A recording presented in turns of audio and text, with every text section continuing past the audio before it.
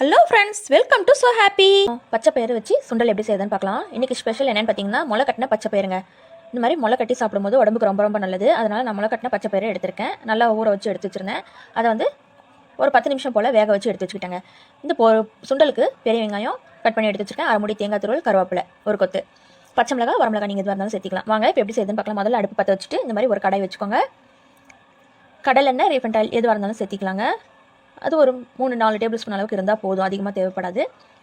எண்ணெய் நல்லா சூடு இருந்ததும் 1/2 டீஸ்பூன் போல் கடுகு சேர்த்திக்கோங்க. நான் வெறும் கடுகு தான் சேர்த்துறேன்.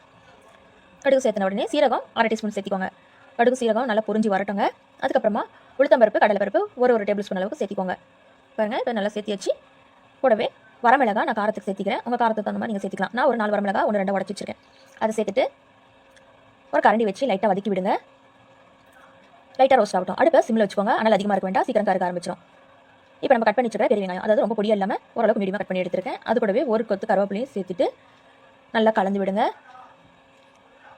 வெங்காயம் கொஞ்சம் நிறைய போட்டால் தான் சுண்டலுக்கு நல்லா டேஸ்ட்டாக இருக்கும். அதனால் நான் கொஞ்சம் வெங்காயம் கூட சேர்த்திருக்கேன். நீங்கள் ஒரு வெங்காயம் கூட சேர்த்திக்கலாம். இதுக்கு தேவையான அளவு உப்பு சேர்த்திக்கோங்க. சுண்டலுக்கு நான் ஒரு 1/2 டீஸ்பூன் போல் உப்பு சேர்த்திருக்கேன். ஏன்னா பயிரில் வேக வச்சிருந்தீங்கன்னா உப்பு கம்மியாக சேர்த்திக்கலாங்க. வெங்காயம் உப்பு சேர்த்து வதக்கும் போது கொஞ்சம் குயிக்காக வதங்கி வரும். பாருங்கள், இந்த அளவுக்கு நல்லா வதங்கின பிறகு நம்ம வேக வச்சு எடுத்து வச்சிருக்கிற சுண்டலை சேர்த்திக்கலாம். வெங்காயம் ரொம்ப வதங்கி இருந்தால் ஒரு மாதிரி இருக்கும். கொஞ்சம் கிரன்ச்சியாக நல்லா இருக்கணும். சுண்டல் சாப்பிடும்போது எப்போவுமே வெங்காயம் வந்து நல்லா வாயில் கடிப்படணும். அப்போ தான் டேஸ்ட்டு நல்லா இருக்குங்க. இப்போ பயிரை சேர்த்துட்டு வேக வச்ச பயிர் தானே, அதனால் ரொம்ப நேரம் டைம் எடுக்காது. வேக வச்ச பயிருன்றதுனால சேர்த்துன உடனே ஒரு தடவை கிளறி விட்டுட்டு தேங்காய் துருவல் 1/2 மூடி எடுத்து வச்சிருந்தேன். அதையும் சேர்த்திக்கோங்க. தேங்காய் கொஞ்சம் நிறையாவே சேர்த்திக்கலாங்க. சுண்டலை பொறுத்த வரைக்கும் தேங்காய் வெங்காயம்லாம் கொஞ்சம் நிறையா இருந்தால் தான் நல்லா டேஸ்ட்டாக இருக்குங்க. இப்போ நல்லா கலந்து விட்டுருங்க. அவ்வளோதாங்க. ஒரு 5 செகண்ட் 10 செகண்ட் போல் நல்லா அடுப்பை சிம்மில் வச்சுட்டு நல்லா கலந்து விட்டுட்டே இருந்தீங்கன்னா லைட்டாக ஹீட் ஏறிடும். ஹீட் ஏறின பிறகு அடுப்பை ஆஃப் பண்ணிவிட்டு கொஞ்சமாக உங்கள்கிட்ட பொடியாக இருக்குன்னா கொத்தமல்லி தூவி விட்டுட்டு அவ்வளோதாங்க, பரிமாற வேண்டியது தாங்க.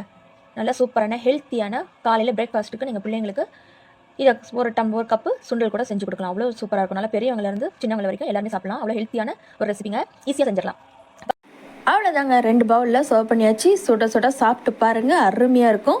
ஹெல்த்தியான முளைக்கட்டின பச்சை பயிறு சுண்டல் நீங்களும் இதே மாதிரி செஞ்சு ட்ரை பண்ணி பாருங்கள். இந்த வீடியோ உங்களுக்கு பிடிச்சிருந்தா லைக் பண்ணுங்கள், ஷேர் பண்ணுங்கள், கமெண்ட் பண்ணுங்கள். மறக்காமல் நம்ம ஸோ ஹாப்பி சேனலை சப்ஸ்கிரைப் பண்ணிவிடுங்க. தேங்க்யூ.